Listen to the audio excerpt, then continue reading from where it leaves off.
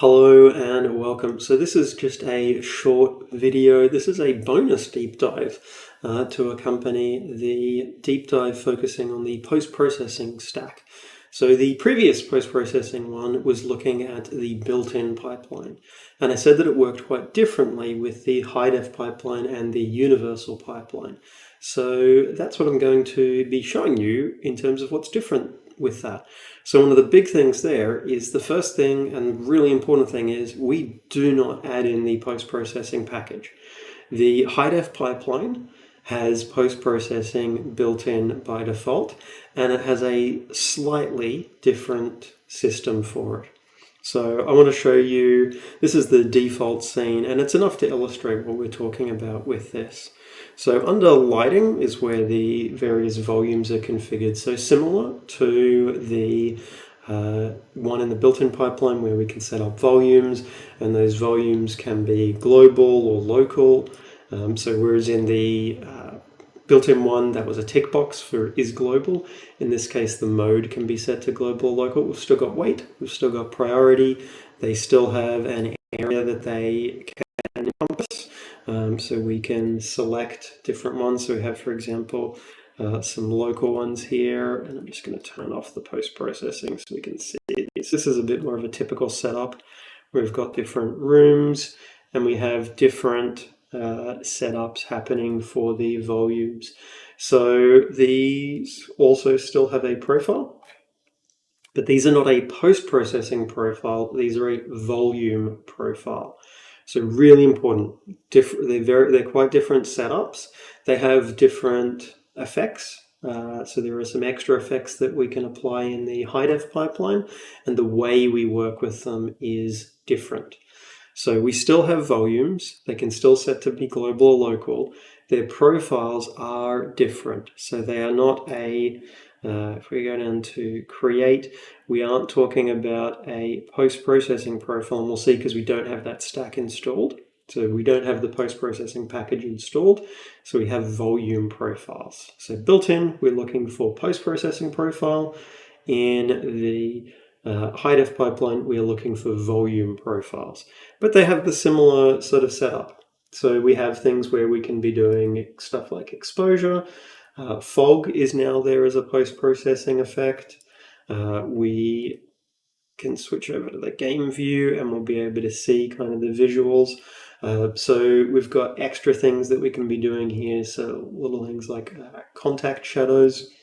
So at the point of intersection with things, making sure those are really nicely properly highlighted there. We've still got all our things like bloom.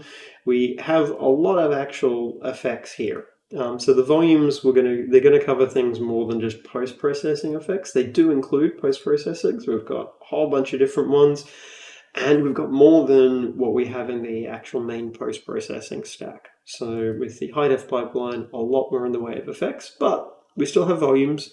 We still have weights that we can configure for them. So the player is currently in this volume, which is room 1. So that's stuff where in that we can be messing with the weights of that, and we can see that effect kicking in. We can be changing the particular effects, so maybe for this one, so we do also have ray traced ones in the high-def pipeline. So there's a lot of really, really extra cool effects. I won't go through all of the different effects here because there are so many different ones that we can be applying. But we can, our familiar ones in terms of film grain, areas like of that still exist. I'm going to take the opportunity to be adding in my old favorite vignetting. And again, behavior of these is largely exactly the same as in the regular post-processing stack there in the high-def pipeline. The main differences that we need to remember when we're going to high-def from built-in.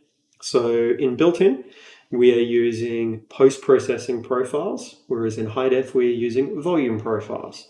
In built-in, we import the post-processing package. In high-def, we specifically do not want that package installed. It's not something that we're ever going to be using in high-def. It has its own solutions for it, and bringing it in only just increases the potential of confusion.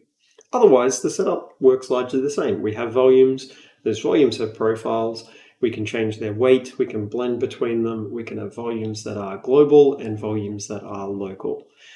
So that's the key stuff to remember there when we're using high def. Rule 1, don't import the post-processing stack. Rule 2, everything else is largely the same. Post-processing volumes become just volumes, post-processing profiles become volume profiles, and we have a lot more things that we can actually configure in them. I'll drop a link in the description to the high-def pipeline so you can see more info on the particular effects there, but it is worth checking out. And that is all for this little bonus deep dive. There will also be one on the universal pipeline as well. Thank you.